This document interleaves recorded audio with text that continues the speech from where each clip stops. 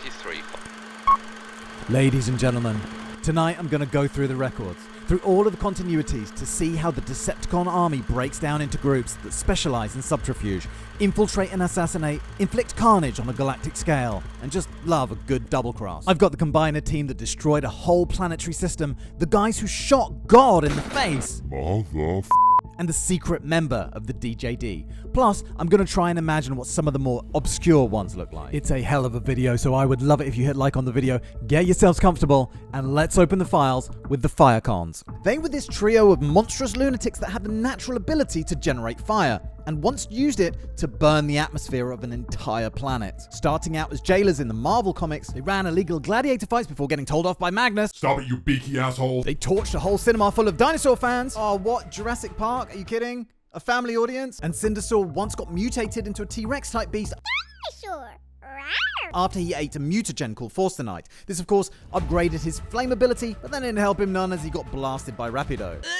They were Cindersaur, who was this volatile pyromaniac with one of the lowest intelligence ratings ever recorded for a sentient robot. Possibly because of all of the smoke he was inhaling, he was part of a riot celebrating the return of Megatron and tried to beat the crap out of Wheeljack before being arrested by Prowl. Damn, look at Prowl here, he looks such a badass. And later he was reassigned to the 6 Shots crew, who were tasked with acquiring the Enigma of Combination.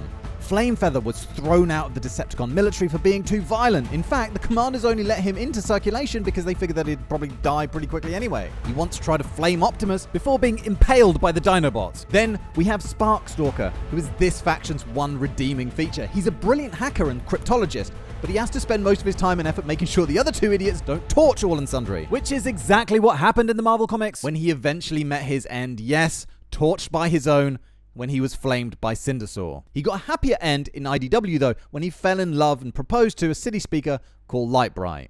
Ah! Flamefeather was also in the Cyber Comrade Sect, which was a highly secretive robot mafia from the Robots in Disguise comic. As I said, secretive. So Ultra Magnus assigned a bot called Clipshade to Donnie Brasco, that bad boy, for intel. And whilst he was undercover, he had to fool Razor Grill, Skullcruncher, who was one of the big heavies, Spinhead, who was this helicopter bot, Transit, with him finally managing to ascertain that the criminal mastermind behind it all was a buffaloid called Overhead. The next Decepticons I want to talk about are actually humans. Human zombie humans, but zombies, humans. In the Japanese Super God Master Force, there was this guy who was just called Blood. Check this guy out, he's pretty f***ing metal. Anyway, he and his crew were able to channel the power of Devil Z to try to infuse Decepticon energy into human cadavers. This created Destroids. It gave them this gnarly hue and made them walk around like zombies and made them bulletproof to a certain degree, which was all cool, but they sort of expired when all their con energy was used up. They just disappeared? So Blood and Co. upped their game and went from using cadavers to kidnapping live subjects and infusing them. But luckily the Autobots put a halt to that shit, because that sounds pretty horrific. Imagine being kidnapped by a giant robotic bat, then strapped to a chair and pumped full of Deceptijuice or whatever. Later, they kidnapped a plane full of people and ran some new experiments on them to create a super strong breed of Destroids and unleash them on Rome. But the Autobots were able to subdue them with a gas. There's some kind of gas. And the zombies returned to normal. There was also this one covert Destroid, this air hostess that looked normal until activated. That was pretty funny. Okay, let's quickly speedrun the Minicons.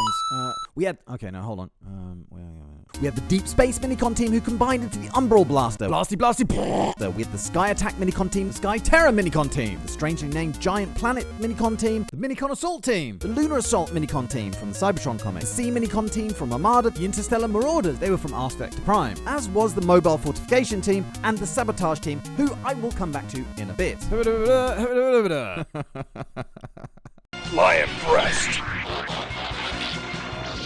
The Breast Force was nothing to do with tits. There, I said it. What they are is a group comprising of some of the most vile Decepticons ever imaginable, from murderous backstabbers to incarcerated convicts, all hailing from the Death Zone. Thought we were going somewhere nice. We never go anywhere nice. This is nice. Everything's dead, George. Shut up and have a cucumber sandwich. I piss in your cucumber. Named the Breast Force because of the breast animals that form their chest armor, they worked for Deathsaurus in the Transformers Victory continuity, and it was made up of Leozak, whose alt mode was a fighter jet, and who was partnered with Lion Breast, Drillhorn, who was partnered with Horn Breast, Skyhawk partnered with Hawk Beast, and check this out, he doesn't help this guy who's just fallen into molten lava. There was Hellbat, who was kind of a goofy one, and his partner Komori Beast, Jolgwa and Jaguar Beast, Kill Bison and Bison Breast Beast. Not sure. Breastplate! Later, there was Death Cobra, who was kind of sorta accidentally, but not really, shot by Deathmat, who then blamed the Autobots, of course. And of course, they were all led by Deathsaurus. These guys combine into Boobytron. No, I'm joking. Into Lyokazer. You know what? I could watch things combining all day long. I was watching Voltron, and you know they use that pretty much the same animation in every single episode, and I was like, this never gets boring. The Decepticon Warrior Elites was a group of the most powerful cons ever created. Almost invulnerable super warriors that were artificially... So many syllables! Almost invulnerable super warriors that were artificially manipulated to become powerful beyond measure. Megatron's biggest problem with these guys was how to keep any kind of control over them, consisting of Heretek, this dude who had a replica of the Matrix of Leadership on his head, Killmaster, this enormous chungus beast that bizarrely carried a wand, Black Shadow, Six-Shot, a fearsome Six-Changer, and Overlord.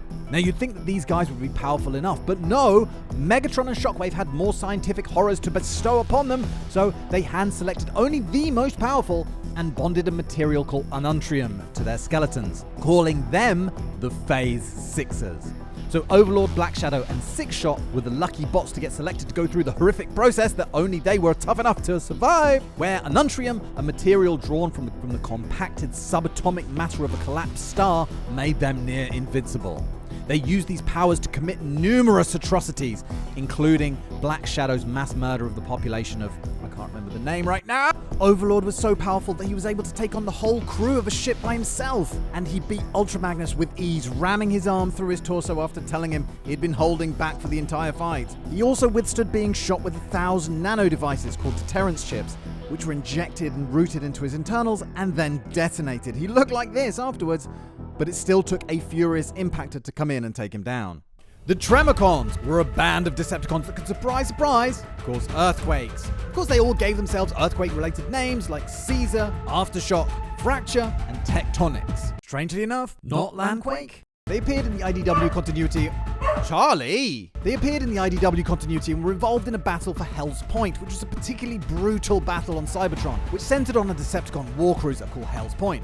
Basically, the Autobots had to stop the Decepticons from triggering its wormhole generator. The Tremacons managed to keep Optimus and his forces pinned down, while Ultra Magnus and Impactor and Grimlock took on hordes of Decepticons on the top of the ship itself. Anyway, Optimus finally managed to beat the Tremacons and use their device, this thing called a Geoscoop, to drop an entire city block on Megatron, shattering Megatron's transformation cog, resulting in him getting stuck in gun mode for 2 years after. What happened to the Tremacons is unknown. In fact, now I'm not even sure that they were ever actually seen. I could have swore blind that I saw them in the IDW movie comic somewhere, but I can't find them anymore. So maybe I dreamt it. Okay, still with me? Just making sure. Let's hop back to Dreamwave for the Ultracons, a group that broke away from the Decepticons after everyone thought that Megatron and Prime were killed in a space bridge accident. Put together by Ratbat, they tried to expand their territories by attritioning both the Autobots and Starscream's Decepticons, with their trump card being the Constructicons and Devastator. They eventually disbanded when Megatron returned. There was a general in the 2019 comics called Stryker, who had her own group nicknamed Stryker's Heavies, which was an artillery unit featuring Blitzwing, Flak, Heavyweight, Power Glide, Top Shot, and Warpath. And when it later reformed, added Apeface, Lugnut, Clench, and Obsidian.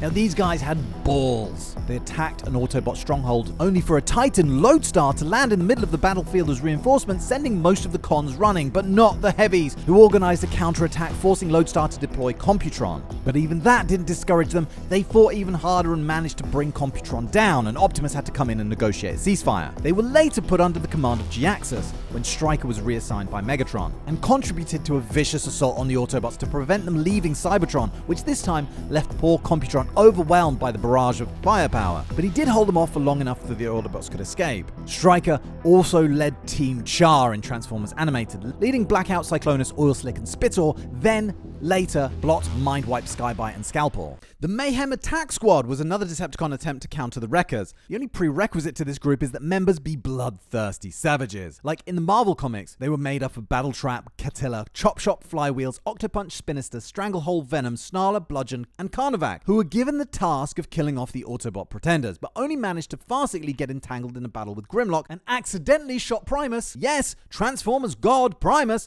in the face, awaking him from his slumber. And they had these Hellhounds, which I thought was pretty cool. They've also been Beastformers in the other continuities, but the most interesting thing about them to me was this.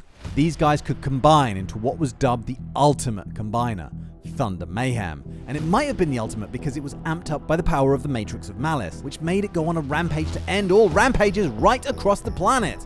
And long story short, it was countered by Wreckage, which was the combined form of the Wreckers. Wreckage managed to get the Matrix of Malice and destroy it. And I'm trimming a lot of bits and pieces of this story, but it's a long bit. Come on, give me a break. And Thunder Mayhem then decombined, and the Wreckers took the group into custody. The Forged were from the Aligned Continuity comics, loyal only to Shockwave. They'd been physically altered by Shocky Baby, and they believed that beast modes were the Transformers' true form. Their leader, this female bot called SUPERCUT, had her CNA spliced with Predacon CNA, which made her super powerful and gave her this fearsome alt mode. She kidnapped Ultramagnus and tried to recondition the Dinobots, trying to persuade them that they'd just kind of strayed from the path of righteousness, so to speak. But Grimlock shoved his sword through her head. There you go, have some sword, sweetheart. It's said that the remainder of her faction was devastated by some unspecified cataclysm, and the rest were picked off by the Dinobots. But you know what? You might say that these guys are their own faction, so I think unfortunately Disqualify! Many years before the Civil War, there was a terrorist group called The Rise. Again, put together by Shockwave. He reorganized the whole thing and turned it into an outfit that attracted over 200 members. Megatron's plan was to use the Rise to destabilize Cybertron's political situation. Basically, the Rise's violent methods would shepherd bots into joining his other, more mainstream faction, then called the Decepticons, with which he hoped to assume power. Of course, they would go on to become the Decepticons. He even organized a fake assassination attempt where the Rise tried to kill him. But Shockwave started to take things too far and things started to get out of control, so Megatron decided to retake control of the faction and beat Shockwave half to death. Megatron declared the Rise disbanded, but would still call on some of its members to carry out dirty deeds, such as Villigam's attack on the Tether, that I talked about in my Titans vid a couple of videos back. Again, some might say that these guys predate the Decepticons, so they don't belong in this video, but you know what? They do evolve into the Decepticons eventually, so I'm leaving them. Okay, so the Scavengers, or is it the Scavengers? These guys are a group of misfit weirdos that are far from elite, comprised of Crankcase, Flywheels, Misfire, Spinister, Fulcrum, and led by OCD-riddled Croc. The group was initially formed during a prison break mission. Basically, Croc and Spinister, who at that stage went by the name the Foragers, lost their bestie Thundersaw and set about completing his last request, breaking out a bot from a prison ship. This guy turned out to be Fly-High, who, because of a friendly fire incident, came to accept the moniker Misfire. The trio then recruited the prison ship's pilot, Crankcase, who had a big part of his head missing, before finding Flywheels floating through space trying to escape the DJD. They changed their name to the Scavengers and spent the next years scraping just enough energon to survive and pillaging corpses for spare parts. They were kind of losers, before stumbling on a suicide bomber bot called Fulcrum, who had somehow survived his big day in Boomtown. I'm going to talk about him more later. Next, they had a nasty encounter with the DJD that ended with Flywheels getting shoved into the grinder in Tesserus's chest. And well, the only reason they didn't all get minced was that the DJD got a tip on the location of a higher priority target, Overlord, so they took off. Anyway, these guys had some proper good old-fashioned adventures. They rode Equinoids. They fought Tricons. Did somebody say evil trees? Because I was in this quality movie. And they took part in a massive battle against the Functionaries. The Functionaries were these badass enforcers who worked for the Functionist Council. These guys did not take any shit, but they're not Decepticons, so I won't talk about them too much here. But basically, they wanted to bring in a whole new social order where every Transformer's role in society was dictated by their alt mode. They could combine too, and they're actually pretty interesting villains, but I'll talk about them more in my vid where I rank the super villains. But back to the Scavengers, they actually survived the whole adventure too, and rode off into the sunset and went to live in Trojan Major. So happy ending, I think.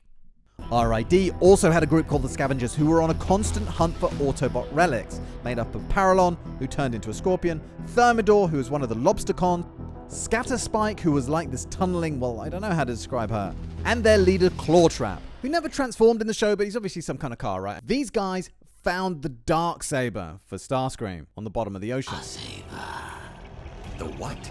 The 3 original Insecticons arrived on Earth millions of years ago, their escape pod crashing into a swamp where they scanned local insect life, upon which they based their alt modes. Which was kind of fitting because they would also exhibit pest-like behavior, destroying trees and farmland. It's even said that they can digest 95% of known matter, including other Cybertronians.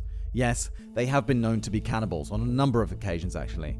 Some of them had to resort to a kind of robo-vampirism, preying on Minicons for their energon, and later in IDW they murdered Dreadwing to cannibalize him for his energon.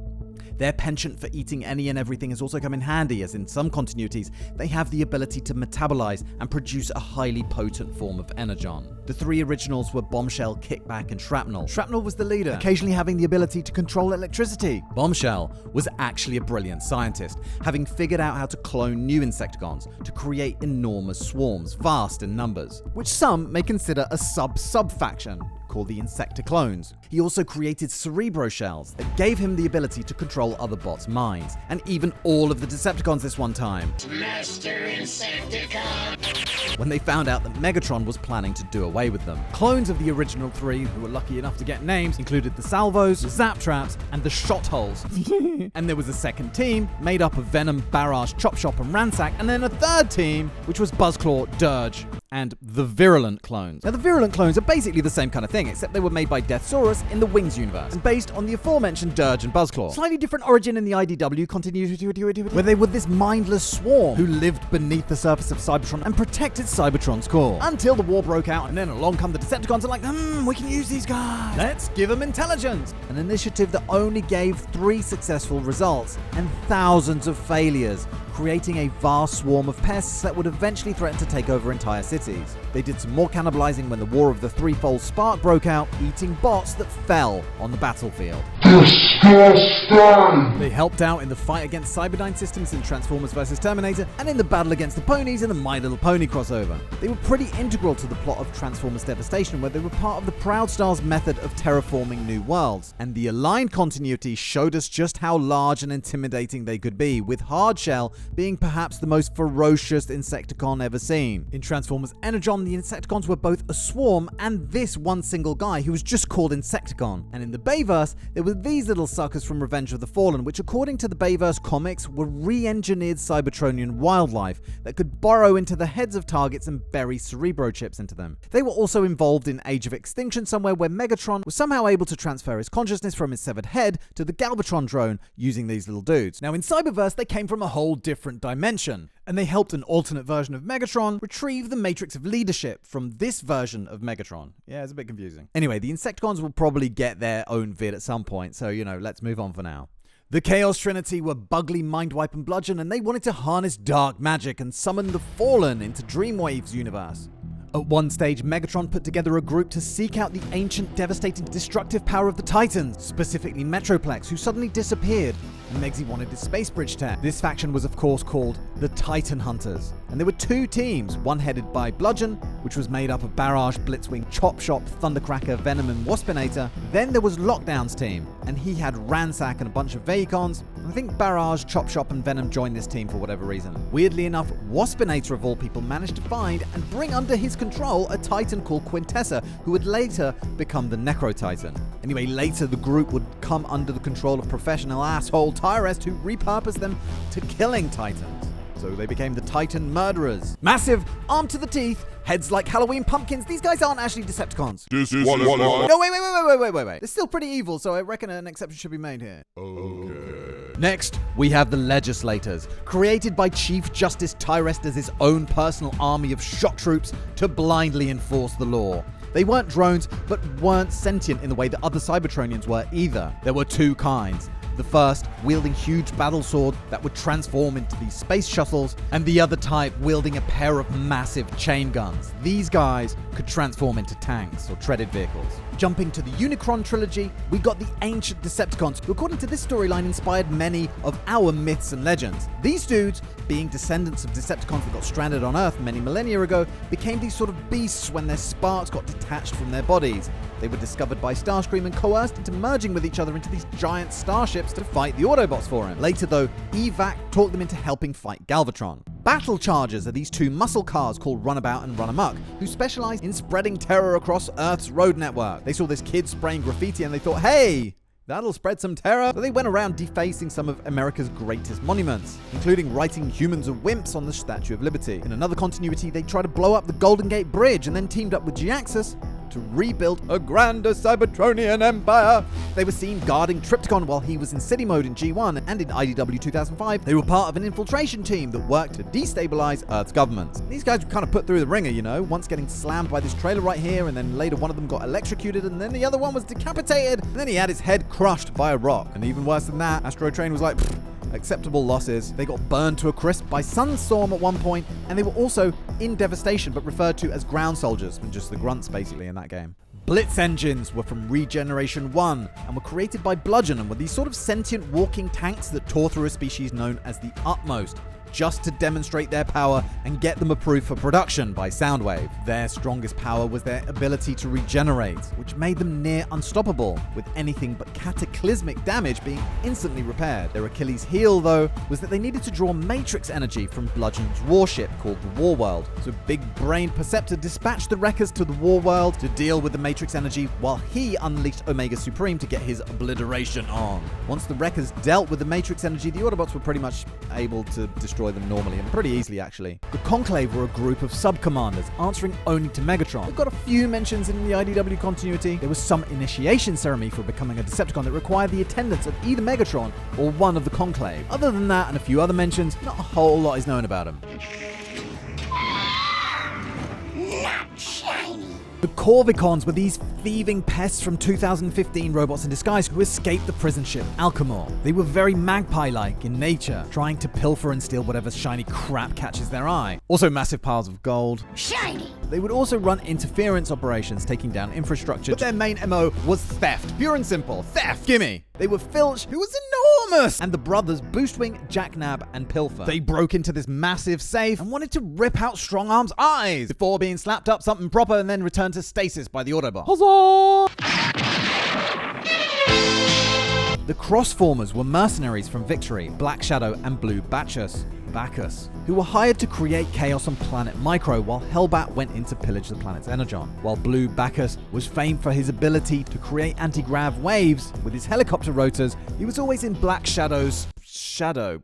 Black Shadow's Black Shadow. Who you calling, you people? Let's talk about the Decepticon Vengeance Division, which was a fleet of warships and their crews brought together by Bludgeon. Basically, after the end of the war, many of the cons scattered to various planets, as we know, but Starscream secretly tasked Bludgeon to form a huge battle fleet just in case. The fleet included World Sweepers, which were these huge ships in the shape of a Decepticon insignia, War Worlds, those spherical things that were made up of a myriad of stolen technologies, and World Burners, which were designed to sterilize entire planets. This fleet managed to trap Unicron in a force field at one point, in a bid to stop his wave of destruction. But because of shockwaves and extensive manipulations, plus Bludgeon being dodgy as fuck, the fleet ended up allied with Unicron and mutated into these quasi-beast modes because of their bizarre effects of shockwaves or 11. This fleet demolished the Autobots' opposing space fleet, although they did lose nearly all of their war worlds in the battle. Speaking of World Sweepers though, there was once a whole fleet of those that mysteriously disappeared whilst passing through a dark nebula. They became known as the Phantom Fleet. Semi-related was the Demolition Team. They were made up of these guys right here and were recruited by Bludgeon to serve as bridge crew for the Decepticon Vengeance Division. Fly me around, my fly around bitches. Bludgeon pulled a double cross though. Why? He looked so trustworthy. This fist is going somewhere unpleasant. And left them to be overwhelmed by these distorted versions of the Maximals. And the Demolition Team was also distorted into monstrous versions of their previous selves. They would soon die shortly after though, when their ship crashed into the White House lawn. Alright you guys, I hope you had a really good Christmas. Just wanted to wish you all the best for 2024 and say a massive thank you for all the support you've given the channel in 2023. When I see the amount of time that people put into watching my stupid little fucking videos, yeah, I mean, you get the sentiment, right? Next up, I'm going to be working on a video about all the horrific things that have happened to Optimus over the years, and whew, as well as a video about Transformers' maddest scientists and their maddest inventions. I'm going to be posting a video where I put together my own Decepticon factions on the members section in the next few days. And honestly, there's just a metric truckload of fun stuff coming up on the channel. So all in, I'm really pumped about 2024. I hope you guys are too. So apparently all of the creatures that Unicron reformats or creates or, sweeps, Galvatron, all those guys, they're called the Unicrons. Apparently, that's news to me. Like, of all the cool things they could have called them, the reformatted, the resurrected, the fuck Unicrons. In the UK, Marvel comic Decepticon High Command put together a subgroup called the 10 Deadliest Killers. It was a group made up of Blitzwing, Dirge, Macabre, Octane, a couple Seekers, and a couple Insecticons. Transformers Unite Warriors and Mega Empress, basically a female equivalent of Megatron who was made from his spare parts. And she had the Four Guards as her own personal bodyguards. Two of them were the twins Moonheart and Lunar Club, as well as Flow Spade and Trick Diamond. Apparently they could draw on the power of the elements using their weapons that would bring forth their elemental strengths. These Autobots didn't perish in the crash.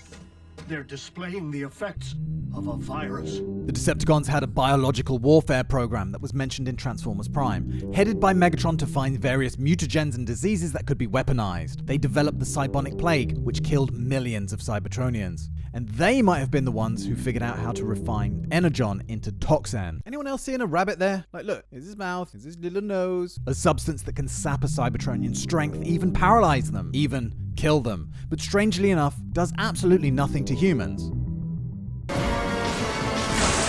Okay, remember in War for Cybertron when Megatron absorbed all that dark energon? Well, apparently in the Aligned novels, there was a whole group of these guys. Basically, Prime Megatron rewarded a group of bots that had followed him out of the bloody Gladiator pits and used their brutal skills to help take Triptychon Station. They were called the Gladiator Core and were rewarded by being the first bots, after Megzy of course, to be infused with the chaotic power of dark energon. Can you imagine the destruction that these guys would wreak? Apeface and Snapdragon were the Horicons from the Japanese G1 and were followers of Scorponok before later becoming some of Galvatron's most favored combatants. They collaborated with Sixshot in a few missions before helping Scorponok in his final scheme to obliterate Earth's population with these things called Death Towers. When one particular tower was attacked by the Autobots, another bot called Weird Wolf got the three of them to perform the trio formation, and yeah, it was as stupid as it looked. Wasn't there four of them? The hilariously named Hygiene Team were a couple of cons charged with gathering Autobots after battles and taking them to prisoner camps such as Grindcore. Similarly, the Harvesters were destruction bots that would rip apart salvage materials after a battle looking for anything that they could reuse for the Decepticon army. They'd basically go through the corpses and... Then we have the amazing looking Infernocons who served Quintessa in The Last Night. On top of their striking demonic appearance, they can also combine to form Infernocus. The known Infernocons include Glug, Skulk, Rupture, Thrash, and Gorge. Many of these were mass-produced, although the focus of the movie was on the ones that I just named. Up until the point that Optimus whipped all their heads off with one blow, that is. The Microcons were the little ball-bearing things that Ravage spewed out of his mouth in Revenge of the Fallen, which are really interesting because then they combine up to this prey mantis-shaped thing, which is apparently called Reedman. Oh, and I love how this thing is nearly invisible from certain points of view. Reedman was also seen in the IDW comics where he was blasted to shreds by this human that had somehow absorbed the power of the Allspark. They were also very similar to the Nanocons in the IDW comics, which were designed to invade an Autobot's body and destroy his insides. They got inside Ultra Magnus, and Hot Rod and a couple others had to get shrunk down and get in there to fight the swarm. The last remnants of which were wiped out when Ultra Magnus chomped down on them, prompting much joking about the fact that he actually finally formed a smile. In a mirror universe, the Ultra Magnus there managed to domesticate some scraplets and injected himself with them to combat the Nanocons. I have this vague memory of Dennis Quaid being injected into somebody's ass in kind of the same way. What movie was that one? I have to look that up. The K in K-Class probably stood for Kamikaze and were a group of bots who were fanatical enough to volunteer to be stripped down and rebuilt into, wait for it, bombs. Yeah, Decepticon Command packed them full of a powerful explosive, threw them out of a plane, and... But it wasn't all just fanatics. Some of them were forcibly recruited from prisoner colonies, as Fulcrum was, but understandably fear got the better of him and he couldn't transform into his bomb mode, which meant that he just hit the deck in robot mode. Ow. So remember in the last video we had the children of Primus? Well, their evil opposites were the minions of Unicron, a whole army of bots that have been corrupted by the dark god of chaos. Now it's a super long list, so let's do a very quick speed run. Laserclaw, Armorhide, Black Arachnia, Bone Crusher, Cryotech, Cyclonus, Devastated Dreadwind, Grinder, Highwire, Hightower, Inferno, Giaxus, another version of Giaxus, Longhaul, Mega Octane, Megabolt, Mega Zarak, Movil, Striker, Obsidian, Oil Slick, Overbite, Perceptor, Piranacon, Ransack, another version of Ransack, Refute, Reptilon, Rotor, Road Handler, Rollbar, Hurrah, Ruination, Rumble, Scavenger, Smoke Jumper, Smokescreen, Skywarp, Squeeze Blaze, Striker, Sunstorm, Shoreshock, Swerve, Tarantula's Tank or Pterosaur! Monkey news! No, there's no monkey news. I've just been watching Carl Pilkington. However, I'm still wondering whether they should be on the list at all. After all, Decepticons, as evil as they are still descended from Primus. And as soon as they get taken over by Unicorn, they cease to be Decepticons. So yeah, counterforce to the Autobot monster bots with the Monstercons, who I can't actually find out that much about, so I've come up with my own artwork for them. But, you know, I'm pretty happy with this stuff. Look at these guys. Look at this guy! The new Decepticon army was what arose after the closing of the Unicron singularity in Transformers Cybertron. Basically, a number of Decepticons joined the Autobots after the war ended, but a few of those went off to find a new leader, only to get themselves stuck on Mars. Remember the Primus Vanguard from the last vid? What do you mean? Not ringing any bells. There you go, the multiversal group of primes that came together. No, not that one, this one. Well, there was also the new Primus Vanguard. All the colors of the rainbow. Which was 7 colored Megatrons, this time created by Gold Megatron with the power of the Silver Matrix. Oh my shiny! Including black, blue, green, purple, red, white, and yellow Megatrons. This one's not to be confused with the Megatron Core, who were 6 Megatron clones created by Galvatron who could fuse their fusion cannon blasts together to form one big massive boomy. These guys were defeated when Hot Rod took out Galvatron, and because he was the one controlling the clones, they lost all their power. The good old cut the head off the snake strategy!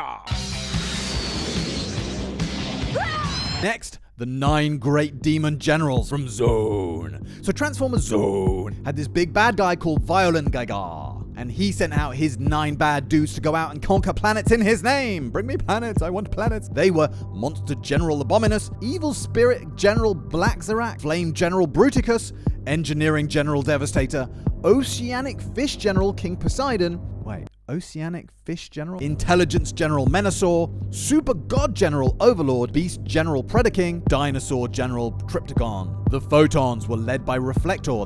The fact that they're all identical in design is pretty much all we know about them. Perhaps because they're smaller in stature, they seem to get picked on to do menial or dangerous tasks, as this guy found out. Oh, please, not me, no! Have a nice journey. And Starscream bullied his ass into traversing a potentially dangerous space bridge. He made it though! Whee! Okay, another speed run, this time police forces and government.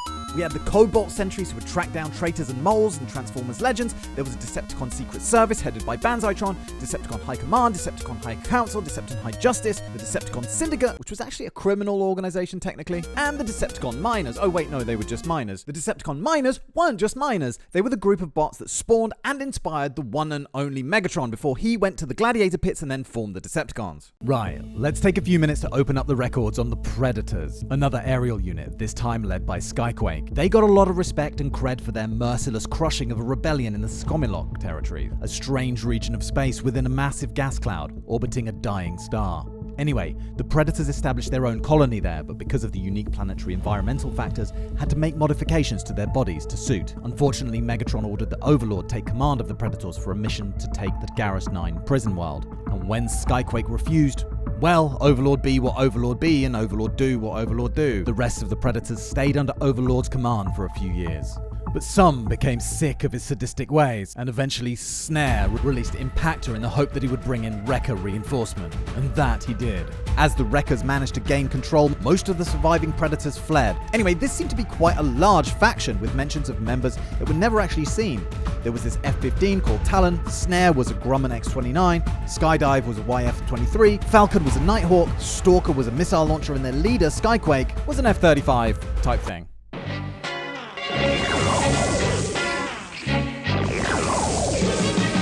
As with the Autobots, the Decepticons had their own Pretenders. Robots that would disguise themselves as fearsome creatures from a variety of freak planets. I mean, look at this guy. What the hell planet did he come from? They did this by using a Pretender shell, which sounds a lot like the bioorganic Beast Wars alt modes.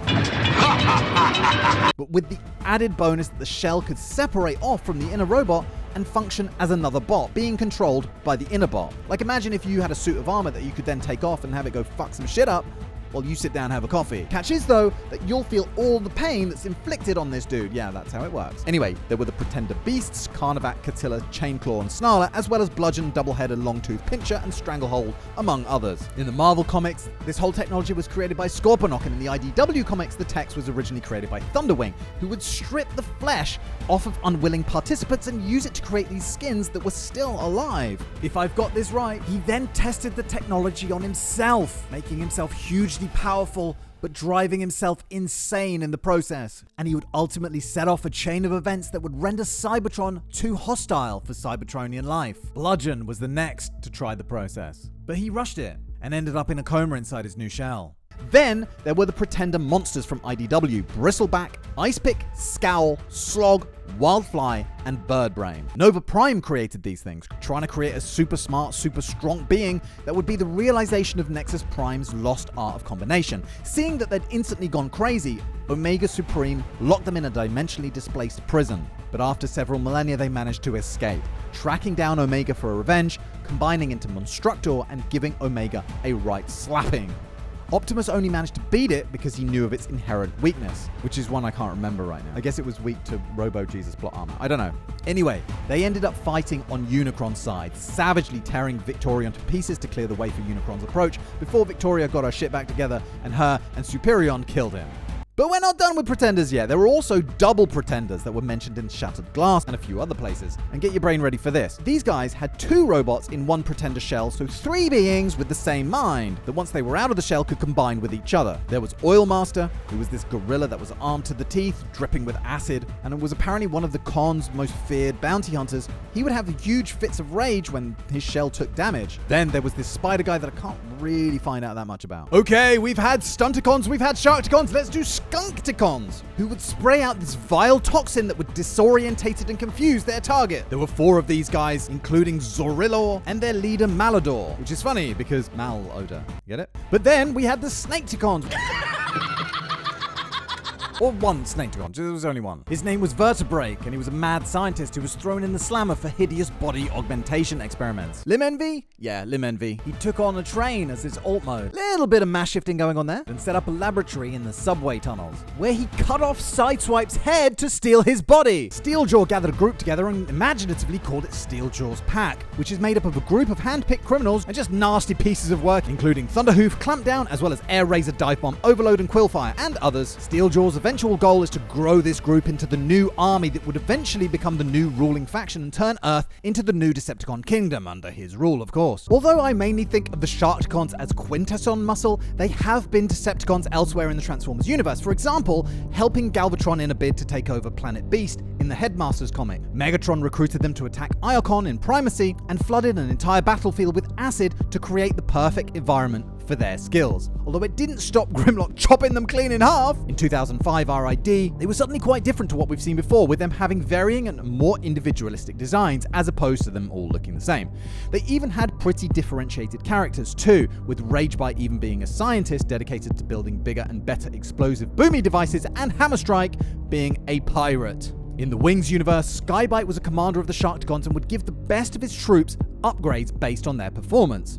Some became air sharks, which can obviously fly, land sharks that use their serrated teeth to tunnel, and sea sharks, which swim in the sea. And I know, yeah, you would think that's really unusual for sharks, right? But actually, when you think about it, the standard Sharkticon is built to swim in liquid iodine or acid, and the sea shark is adapted to swim through our Earth's saltwater seas. I wondered if the Alicons were ever Decepticons, but I can't find any examples right now, so I guess they gotta wait for another vid. For some reason, the Decepticons hired these car thieves to steal 500 cars, which were then modified by the Constructicons into the robot conversion troop. They were surprisingly effective, but again, the Autobots figured out how to jam their remote signal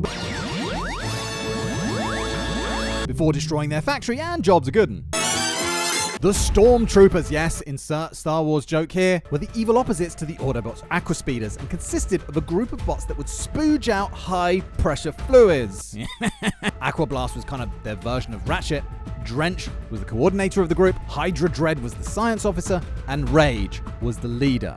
They destroyed London in the Gen 2 comics, then worked under a Decepticon called Turmoil in the IDW line. There was a mutiny by a bot called Deadlock, and Drench was killed in the conflict. Later, Rage & Co. would try and liberate Megatron, but failed pretty hard. There was the three-man strike team Ursa from the movie comics, where they were dispatched by Shockwave to investigate a secretive human organization called the Initiative, whose main aim was to adapt Cybertronian tech to serve their nefarious purposes, and to eventually create their own version of the Allspark. Basically, these guys managed to get hold of Ravage's remains after he was destroyed in Giza, and rebuilt him so that they could send him on their own missions.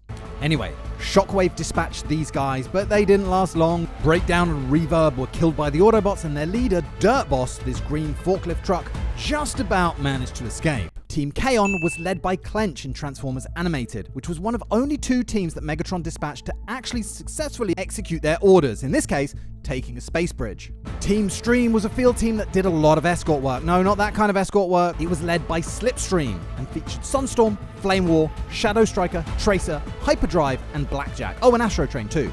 They worked for the Rise and Shockwave, who assigned them to escort a city speaker called Skystalker on a mission to hack a hub so that the city speaker could upload a data bomb to all of the Titans in orbit and set Vigilem on a rampage to destroy the tether. If you don't know what I'm talking about, check out the Fates of the Titans vid that I did. I talk about it more in the section on Vigilem. They were sent to ambush Optimus Prime. They didn't get Prime, but they did get Magnus and handed him over to Megatron. Anyway, they later escorted Devastator to a huge battle, which was an attempt to stop the Autobots leaving Cybertron. The Autobots managed to gain orbit, but at the expense of Computron, who put himself at the way of a massive barrage. I talked about that already, right? As I mentioned before, though, he didn't die, and Team Stream took his component bots into custody. The Triggercons were Windsweeper, Ruckus, and Crankcase, and in terms of size to power ratio, they were probably the ones who packed the most wallop, being these small little tiny dudes with massive shooters. As naming conventions would dictate, they would go up against the Triggerbots, and they were support troops that were pretty loyal to Megatron, even saving him once when another faction called the Triumvirate tried to shoot him in the back. They later surrendered to the Autobots when their commander Thunderwing grew increasingly volatile and even tried to kill them. Speaking of the Triumvirate, they were a trio of bots that managed to nab control of the Decepticons following the death of Straxus in the Marvel comic. They lost interest in destroying the Autobots, their focus shifting to gladiator fights instead, sadistically throwing weaker Autobots in with bigger, brutal cons. They made the mistake of throwing Megatron into the pits though, and of course, he decimated all, then gave a speech about what it meant to be a Decepticon. So the rest of the cons were inspired by his words, turned on the Triumvirate, and ousted them from power. And shortly after that, they tried to assassinate Megzy, and well, you know what happened. You know what they say, if it looks like Scourge, if it sounds like Scourge, if it's indistinguishable from Scourge in every conceivable way, it ain't Scourge, it's the Sweeps. These space boats, or space skiffs as they're technically known, they don't actually have individual names, and as such, often get treated like ass, especially by Galvatron, who blasts them every time he sees them pretty much. They were also in the Headmaster's cartoon, helping to sabotage Autobot rescue ops, and slightly more bizarrely, they were caught in a black hole explosion that made their bodies shrink, but not their heads. And in the IDW comics, they were created when Galvatron got pissed off with Scourge and threw him into a solar pool, which not only rejuvenated him, but also cloned him right good a bunch of times. A few of them got zombified by a multiversal virus called the Undermined.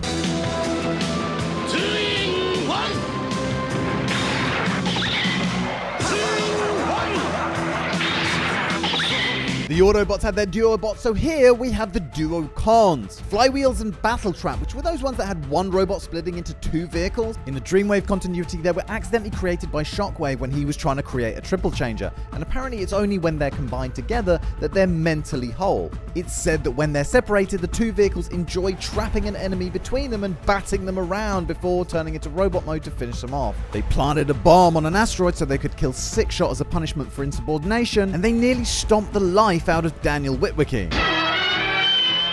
Jumping to Transformers Energon, the Eclipse team were Mirage, Sharkticon, and Slugslinger, who once had to crawl through a sewer to steal refined Energon, but other than that, weren't really all that interesting. I've no idea why they were called the Eclipse team. The Demonicons, the ones that I couldn't really find out all that much about, but they were mentioned in one of the annuals somewhere, and just have so much potential. They were Decepticons, although there might have been a few Autobots in there as well, that were possessed by evil spirits. Until, of course, they were exorcised by everyone's favorite Robo-Jesus. Okay, it's an obvious joke, but I gotta do it. The power of Primus compels! The known Guncons were Rapid Fire, and Zuka. Now, we don't know anything about the other Guncons, so I've come up with a few of my own names for them. There was Recoiltron, who kicked like a mule. Boobytron. No, this sucks. The whole bunch of them died under unspecified circumstances, apart from Rapidfire, who was saved by the Necrobot and placed in a stasis capsule. When he woke up, though, he found that the Autobots had won the war, so he set up another small contingent to set it right. But he ended up having his head blown off by Red Alert.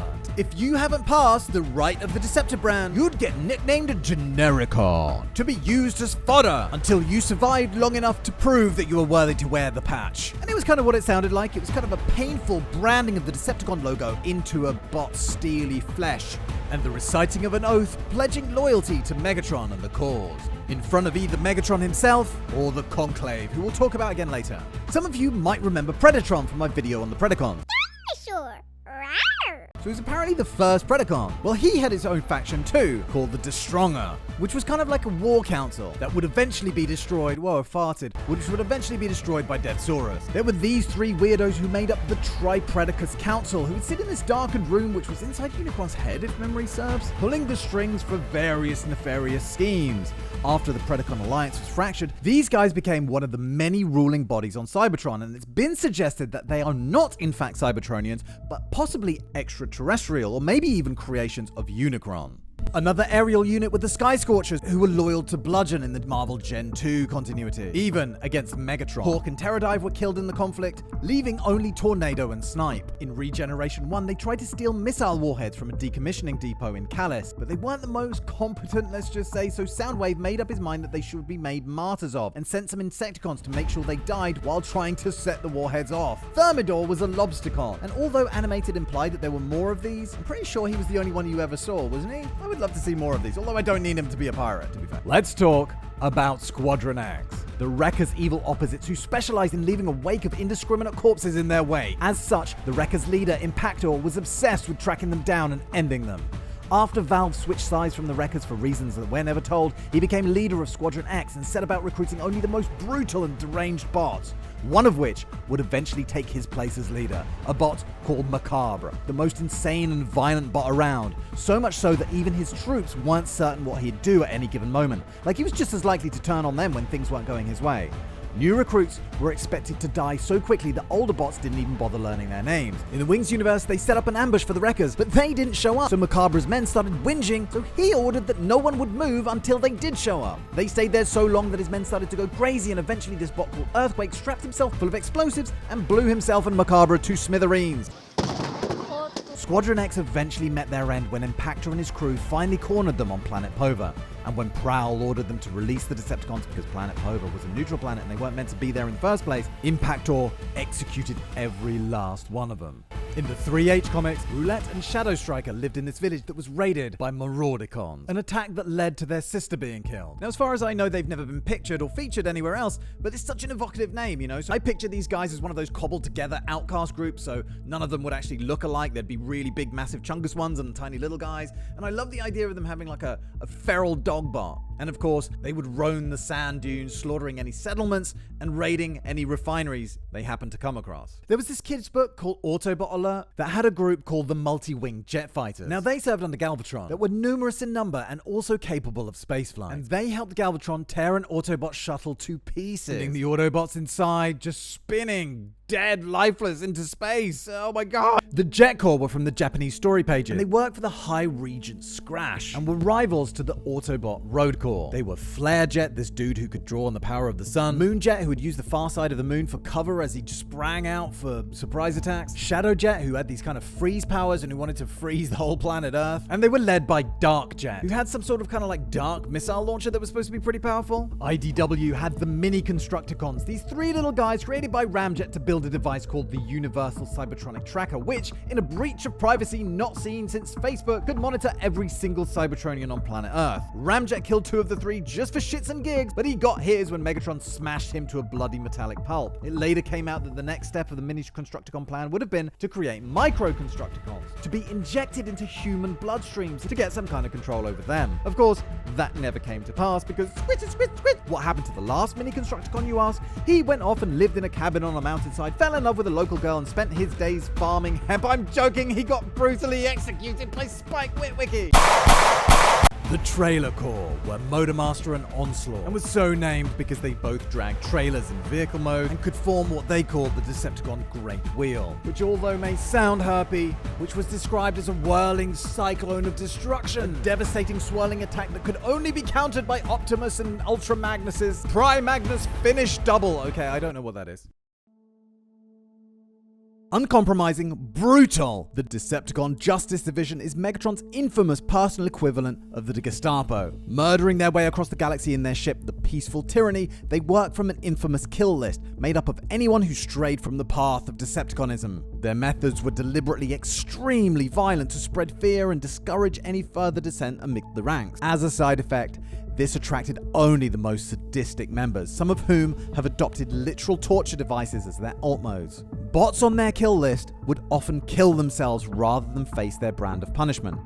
They were made up of Voss, the guy who took his face off and made you wear it, Kaon, the electric chair, Tesserus, who had a grinder in his abdomen, and Helix, who had a smelting furnace in his abdomen. And of course, the sadistic Tarn, who apparently is the only original member of the DJD. Now what I mean by that is that these aren't their actual names. These are code names. So Voss isn't the original Voss. There was a Voss before him, and we're going to come back to him in a second. But Voss's previous name was Forstock. He was a scientist and a language purist, which means that he never wanted to learn the modern common tongue, which apparently is called Neo-Cybex. So Tarn had to interpret pretty much everything he said. He turned into a high-powered sniper rifle, but his party trick was removing his face, the underside of which was adorned with spikes and drills and all kinds of nightmarish, torture thing stuff, and mutilating his victims by forcing them to wear it.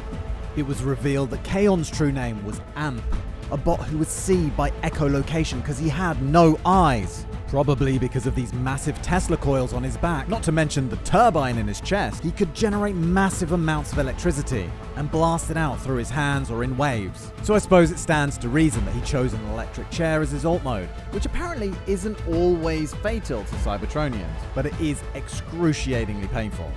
Helix's original name was Crucible, which is one of these pots that holds like molten metal and is used for melting other stuff in. And that's appropriate because he has a smelting furnace in his chest. Helix was enormous and could squash other bots like bugs. And he seemed to have a penchant for removing bots' brain modules and putting them in their mouths. And then eating them, I guess, because Nickel even found cranial fluids inside his mouth. Tesserus was probably the biggest of the DJD, with these huge tank tracks and, of course, this massive grinder in his chest. The blades on this thing were apparently covered in ununtrium, which is the same material that the Phase 6s were made out of. And that's how he was able to grind Black Shadow's legs off. His original name was Scissorsaw, and don't you just love this cross across his face? Tarn is a weird one. As a 0.1%er, he's one of the most powerful cons to ever have been forged, but he is also this real obsessive streak.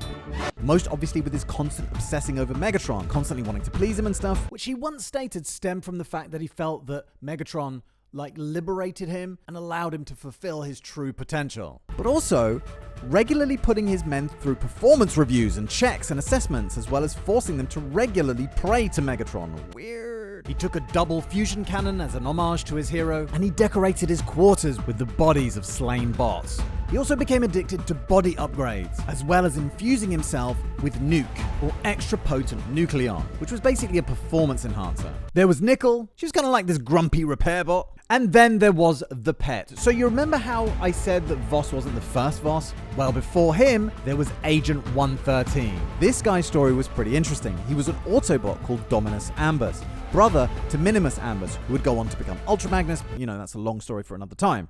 But anyway, the brothers both had this alternate mode where they would turn into a Turbofot, something that they were both kind of ashamed of. Anyway, Dominus Ambus was the perfect candidate for one of Prowl's missions to go undercover as a member of the DJD. So he changed his alt mode and jumped on the sickening Torturefest bandwagon that being a part of the DJD must have been, and would try to get intel back to the Autobots in pretty much the most convoluted way imaginable, by shooting a data chip into the right eye of the insignia of an Autobot, hoping that A, he could hit such a small target, B, it wouldn't kill the guy, and C, they or someone else would realize what the projectile was. Anyway, jumping ahead in the story, the DJD found out what he was up to and put him through a process known as domestication, basically a lobotomy. And on top of that, locking him in his alt mode by force removing his transformation cog. And of course, we're talking about the Turbo Fox alt mode that he was so ashamed of, which was the ultimate humiliation for him. As such, this guy would take the name Voss, and Ambus would have to watch their brutal torture sessions, as well as occasionally being set upon any poor bot who needed to be taught a lesson. As time went on, they referred to him just as the Pet. And as time went on, he formed a real bond with Kaon. And when the Pet was once put in danger, Kaon became desperate, and after his hesitation allowed the Autobots to escape. So Tarn ripped Kaon's head off for blubbering about his pet, and then crushed the severed head against Overlord's chest. What the fuck? And again, this is a long story for another time, but eventually the Pet was killed by his former love, Rewind. Now, I didn't really want to get into the toy because that's opening up a whole other kind of one, but I did see some interesting third-party toys out there, including a DJD Combiner, which looked pretty damn awesome. Not from this slightly too happy color scheme. Might be adding this to my collection sometime soon. The Decepticon Super Soldiers were a whole army of Tarns from another universe, one of whom gained sentience and tried to take everything over. And he probably would have succeeded if not for my man Soundwave.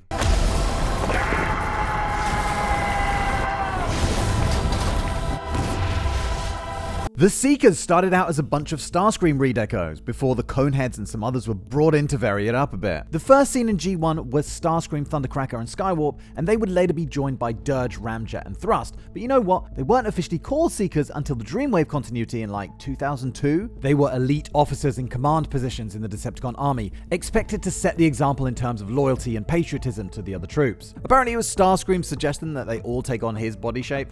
Something that Skywarp would later theorize was to make it easier for him to hide if anyone came looking for the tax money he had defrauded. Now this leads us on to the Rainmakers, 3 unique Seekers who specialize in chemical and environmental warfare. And I'm talking about Iron Storm, who could generate EMPs, Acid Storm, who would trigger torrential downpours of highly concentrated acid rain, and Nova Storm, who has armor so thick she can walk in volcanic environments and even on the surface of stars. In the 2019 comics, they helped bring in Decepticonism by brutally murdering Sentinel Prime. And they did this by each doing what they did best. Iron Storm brought him down with an EMP, Acid Storm weakened him with his acid attack, before Nova Storm cut him in half with her wing as she flew through him. And then they all stood over him and went like, "You dead now." And then you have the Aerospace Extermination Squadron, or the Air Warriors, which are an even more mass-produced, even more disposable faction of flyers. For example, in the Dreamwave continuity, Megatron had a fleet of these guys that was reportedly 1 million strong that he used to enslave Earth. It turned out that he had obtained the cloning tech from the Quintessons, and they were eventually defeated when Perceptor used cyberstatic energy to attack their shared neural network. A similar but not the same group to be found in the Marvel comics was the Airborne Hunter Squad, which was put together under Shockwave's leadership when he reorganized the Decepticon army. They managed to corner a group of Autobots and demanded that the prisoners beg for their lives before they be executed. But luckily, Ultra Magnus arrived to help them out, which prompted the leader of the Airborne Hunter Squad to cave, start sobbing, and beg for his life at the feet of Rodimus. And you know what? Rodimus blew him away. Oh my god. Then in Transformers Animated, you had the Starscream clones, where Starscream took mechanical shells based on his own design and infused them with protoforms from Yokitron's dojo. Some of these were just clones, but others reflected certain aspects of Starscream's personality. For example, Dirge apparently represented Starscream's greed, Sunstorm seemed to be kind of the spineless ass-kisser, and Thrust was really jealous. Some of them had their higher functions disabled and spark chambers filled with explosives, turning them into suicide bombers. Some got stuck in cement, others were destroyed by Megatron when he deemed the whole thing just a miserable failure. There was also the Decepticon Air Core from Transformers Cybertron. I think they weren't featured that much. They were also some of the first Transformers in the Bayverse, tasked with finding stars by the Dynasty of Primes to feed the Allspark. Okay, so mini cassettes, Decepticon ones. Mine Cassettes. So obviously these are the guys that live in Soundwave's chest, and I would love an explanation as to how so many of them can fit in there. I mean, there's obviously some mass shifting going on, because look here, there's Laserbeak has got Soundwave in his mouth. But you know what? Let's speedrun these ones. We had the Auto Scout from G1, which was a drone that first got blowed up by crystal radiation, then got used to deliver Soundwave's love letter to Black Arachnia. Don't think she wanted to know. Then we got Beastbox, which was Monkey, also not the brightest. Stupid. Buzzsaw, which was basically just a yellow Laserbeak. Gargoyle, who they probably should have tried a bit harder with. This little guy called Enemy. Flipsides, who's not as famous as Frenzy. Glit, basically Ravage. Hellback, basically Ravage. Ravage Clones, literally basically Ravage. Overkill, Ratbat, Ravage, literally Ravage. Rumble, Slugfest, Squawk Talk, Sundor, and Wing Thing. Egads! Nearly forgot Laserbeak. There was Uriad from the live action line, but I think that was only ever a toy. Same goes for Uriaz, who was the evil twin of Zauru, and oh, I want a tiny little Diplodocus. But again, they were just toys, so In the Big Looker storybooks, Megatron had his own rescue squadron. Basically, if anything happened to him, an alarm would go off and these guys would fly in and whisk him to safety. Also in the Big Looker books, Megatron once referred to him, Blitzwing, Bombshell, Longhaul, and Ravage as the Destructicons. Don't really know what was going on there, but in another reality, there was a group with the same name who conquered the whole reality. But because it was only an Ask Vector Prime thing, I doubt anyone really gives a shit. There was the Dirk Diggler team who all had massive oh wait, no, hold on, typo, it's Dirt Digger.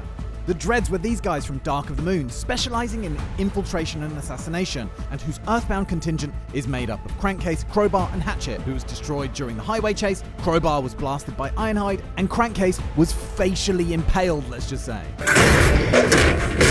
Now in the Dark of the Moon video game, there were the Assaulters, who had detection capabilities advanced enough to negate Mirage's cloaking shield. These guys were all modeled on Hatchet, but they may or may not have been led by a bot known as Enforcer, who was modeled on Crankcase. Ooh, quick update/correction. Remember the Gyronean Sentry that I talked about in the last video that got Robo-Smashed by the Robo-Smasher? Smash! Well, he might not have been an Autobot at all, but loyal to Gyronia. Gyronia, the loveliest place in the world, we think. Thing is, we don't know what Gyronia was, so he does belong on this list because he got Robo-Smashed by the Robo-Smasher. Smash! But there's a question mark as to whether he belongs on the last list. Do you care? No. Okay, I'll shut up. Smash! In another tech story called The Dark Heart of Sandokan, Astrotrain led the Minicon Sabotage Team on a variety of mercenary jobs. There were these three Minicons called Astro Hook, Astro Line, and Astro Sinker. Oh my god, that's funny! Hook, line, and sinker, do you get it? Funny! The Seek and Terminate Optimus Prime group was set up to seek and terminate Darth Vader. No, of course not. Right, let's talk fodder. Where would any evil army be without a cheap disposable force that's basically just there to soak up the enemy bullets? There were the Vecons from Prime, sometimes also known as the Eradicon. They come in car, jet, tank, or truck variety, and they've been wrecked, experimented on, recycled, tortured, and maimed by both Autobots and their own Decepticons. They would pop up occasionally in the IDW continuity, but neither of these were the first Vecons, as there was an earlier incarnation in Beast Machines. Same concept, except these guys were apparently either controlled by Megatron directly or a Vecon general. Again, there were several types, including cycle drones, copter drones, mole drones, stealth drones, and demolition drones. I already spoke about the Predacons from Prime. I reckon they qualify as fodder pretty good, although they were quite a bit more powerful than the Vecons. But the next on the list would be the Dino Force from the Japanese continuities.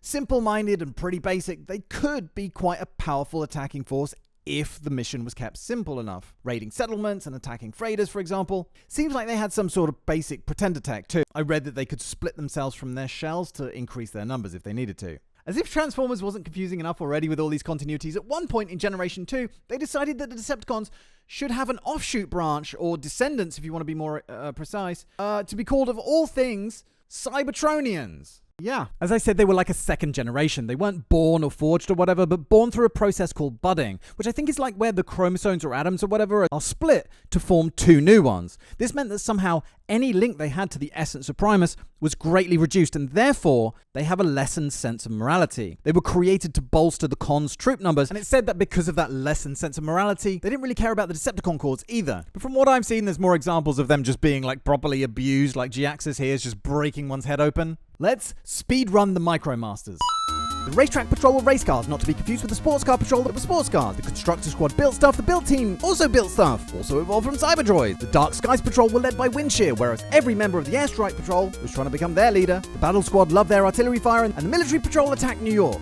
Okay, time for some combiners. The Constructicons have pretty much been a constant in Transformers over the years, with varying lineups, mainly being Mixmaster, the chemist of the group, Hook, who was an engineer, Bone Crusher, who's described as a berserker, Longhaul, the transporter, Scavenger, whose job it was to detect building materials, and their leader Scrapper, who designed their builds. But also, depending on the continuity, Gravedigger, Bone Crusher's brother, Hauler, Erector, Hightower, and Scoop, who was a religious fanatic. There was also Dirt Boss in Transformers Animated, who was a nasty little piece of work who came about when a forklift fused with a Headmaster unit and an Allspark shard.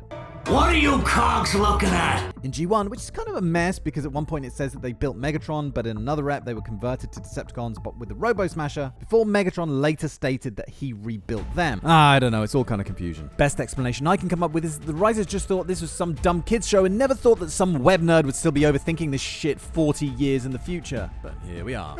But basically they destroyed their own creation, they were pushed into a river of lava.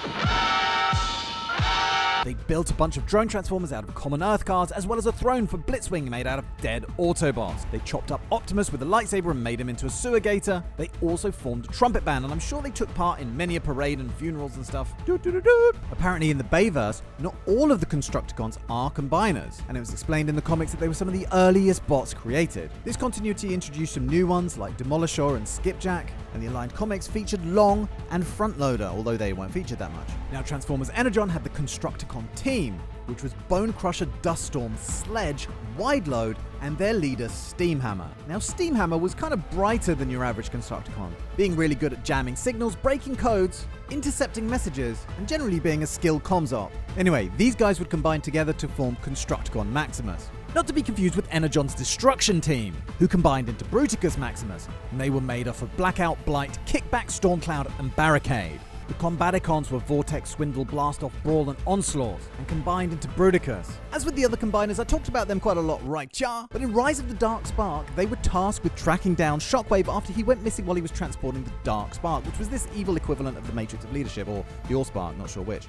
Once they found him, the Autobots launched a desperate attack to stop the artifact falling into Megatron's hands, so Bruticus was dispatched to get his murder on, and he managed to force the Autobots to stand down, and crushed Cliffjumper against a wall in the process. The Terracons have had a few incarnations. Let's start with Transformers Prime, where they were the revived husks of dead Transformers, brought back by the mysterious properties of Dark Energon. They were said to operate on pure instinct, with no mindful action to speak of, but were nonetheless unrelenting waves of destructive power for Megatron to set upon his targets. In Transformers Energon, they were mostly mass-produced drones created by Alpha Q, with a mission to help gather Energon to help repair Unicron. There were 4 main types, a puma and a bird, and later a dinosaur and a beetle. Then we have the Rise of the Beast Terracons, led by Scourge and scouting planets for Unicron to feed on. How they came across the Chaos Bringer is unknown, but it is known that they traded their servitude for dark powers and enhanced abilities. The Gen 1 Terracons were the animalistic troop who would occasionally ditch the cons for the Quintessence when it suited them, and could combine into the fearsome Abominus. In any war, control the roadways and you can restrict your enemy's ability to move troops, ordnance, and assets. And the Stunticons were in charge of controlling the roads. As a crazed band of carbots, they were led by the juggernaut that is Motormaster, and with the brutal Heatseeker, Wildbreak, who could emit energy waves, Dragstrip, who was kind of a schemer, and Slashmark, who had the ability to emit energy through his tires. They somehow destroyed an entire planetary system, and although it's an event that's never gone into in great detail, if the star systems were inhabited, it would have cost millions of lives. At least that was the lineup in the aligned continuity. Elsewhere, they were Motormaster, Dragstrip, Dead End, Breakdown, and Wild Rider, who would of course combine into Menasor. In the Revenge of the Fallen video game though, they were kind of like Vecons, mass-produced Decepticon body forms. The Seacons were the Cons Underwater Specialist Task Force, and with the Squid Tentacle, it was this kind of walking squid. Yeah, it was a bit weird. Scalor, this manta ray called Sea-Wing, Overbite, this flying shark. Well, you know Overbite, he's a flying shark. Nautilator, who was this kind of clumsy and insecure, what was he again? Oh yeah, Lobster, he was a lobster. And their leader, Snaptrap, who was this very angry turtle. And yeah, laugh if you want, but this guy has an unquenchable bloodlust and delights in the gutting of his prey. The Predacons formed Predaking, but were also a whole offshoot of the Decepticons that caused no end of trouble under the leadership of Beast Megatron, as well as being the super powerful ancient Transformers that were resurrected by Shockwave in Transformers Prime. They were kind of their own faction, and not really Decepticons, but in Dreamwave's The War Within, the Decepticons splintered, as I mentioned before, and Starscream's new faction was christened Predacons as well. And they try to mess up Shockwave's truce with the Autobots by attacking the signing of the peace treaty. No!